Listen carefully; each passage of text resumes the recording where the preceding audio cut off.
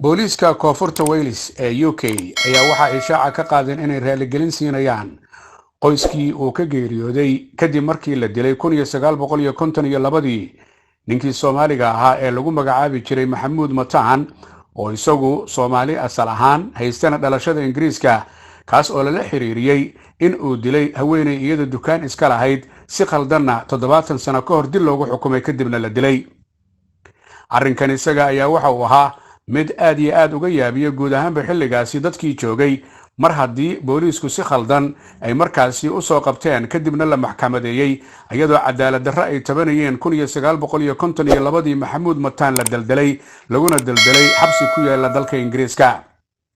wixii markaasi ka dambeeyay qoyskiisa ayaa waxay u ololeeyeen sidii ay cadaalad u heli lahaayeen taasi oo keentay 46 sano ku dhan in ay daba joogeen sidii loo ogaan lahaa xogta runta ah oo ah Maxamuud Mataan inaanu dilin haweeneyda lagu eedeeyay inuu dilay ee magaalada Cardiff haweeneydaasi oo lagu magacaabi jiray Lily Volbert oo la sheegay iyadoo dukaankeeda joogta inuu dilay laakiin arrintaasi haba yaraatee aanay waxba ka jirin.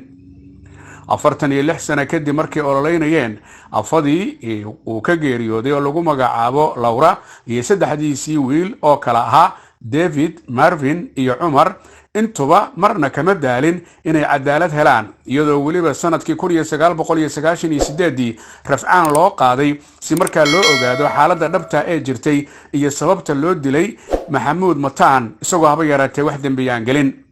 70 sanadood kadib sanadka 2022 ay raaligelin ay soo bandhigeen booliiska ee South Wales ee UK iyagoo sheegaya si khaldan in ninkaasi Maxamuud Mataan loo eedeeyay kadibna loo xukumay kadibna loo dilay laakiin ay cadaatay dambigaas haba yaraatee aanu lahayn. waxa uu kamid ahaa badmaaxiinta Soomaaliyeed ee iyagu waqti hore yimid UK laakiin arrinkaas uu ku dhacay 1952.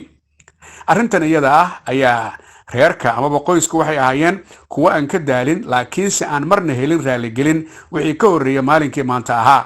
balse sanadkii 2001 ayaa qaybta arrimaha gudaha ee wadanka UK qoyska waxay siiyeen magdhow ay markaa ula jeedeen dhibka dhacay iyo aabahood in la dilay 1952 iyadoo haba yaraatee aan la ogeyn dambiga loo haystay cidda gashay laakiin isaga lagu fuliyay balse iminka ay cadaatay wax shaqo inaanu ku lahayn.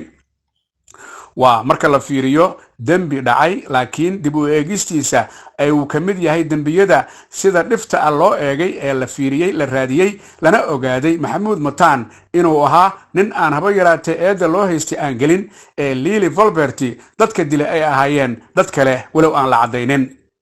arrimahaasi waxay ahaayeen kuwa dhowr jeer warbaahinta lagu soo qaatay laakiin aan faahfaahin laga bixin balse iminka haddii reerka 2001 la siiyay magdhow markii ugu horeysay ayay booliiska waxay ka helayaan raaligelin ku saabsan in aabahood Maxamuud Mataan si khaldan loo qabtay si khaldan loo xukumay si khaldanna loo dilay 1952.